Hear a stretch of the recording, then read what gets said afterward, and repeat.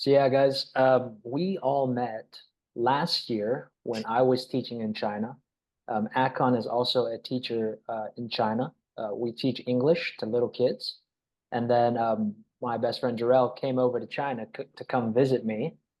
It was his first time abroad, so I want to start off this podcast by asking Jarrell, man, what was coming to China like? I know it was your first country, different culture. What are your thoughts on China?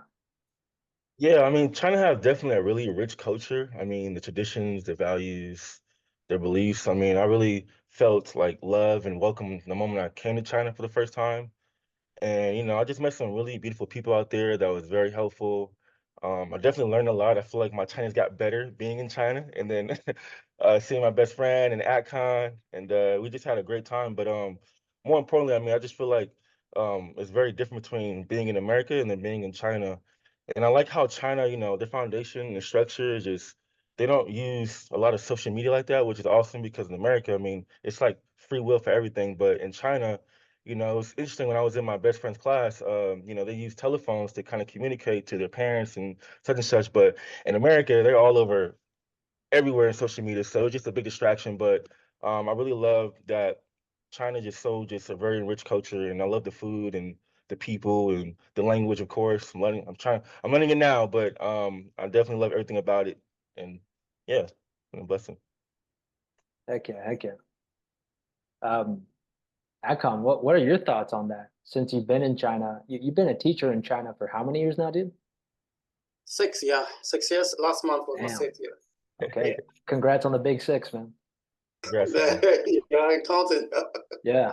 Yeah, uh, yeah, like what Joel said earlier, like the culture and the way of life out here is way different from like how we see on the TV, and way different from like the other part of the world. It's different, you know. And one thing about them that I love much is the family values. Like they are when it comes to Chinese culture, like every time for the new year, everyone goes back home. You know, everyone goes back home. Whereas like for us, if it's Christmas, it's just like nuclear family, or even there's no stress on you, or there's no kind of responsibility on you for you to go back home, like go back home and everything. Just a phone call or even a text message does the job for us. But for them, like even bro, like driving all the way, people can be on train standing for hours just to get back home. So for me, like my first year, that's what struck me. Like if it's time for holidays for them is like time for family reunions and everything. Which like the importance which is placed on is different from where we come from. Like where we come from, you can choose to visit if it's holiday. Just a phone call does the job. But for them, like the presence, you know, family spending time together, like the presence. So they put so much effort into that. So that's one of the things that struck me when I first came here. And then the food too, Mm. you know, the way it's prepared, and it's always different tastes. The taste is way different, like from what I'm used to. And then the third one was the language, like different, bro. It's different from what we know, like the sounds, the accents, and everything.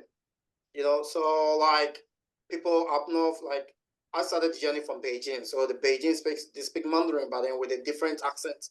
And then down to Shandong, Jinan, like different accent also.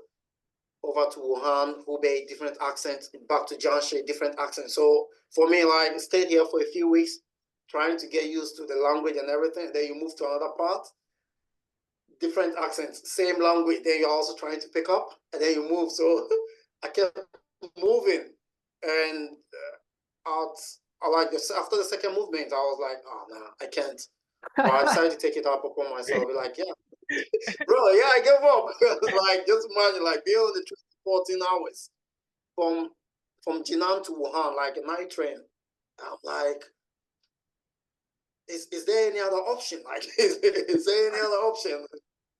So but for the third movement, I was like, yeah, let's take this one day at a time, like as an expedition. Like yourself and let's see how you do it. And it's been good, being able to calm myself and like there's a lot to learn out here if you're humble enough and then you pick up the challenge. So Mm. That's my view so far, like out here. Thanks for sharing that, bro. Yeah.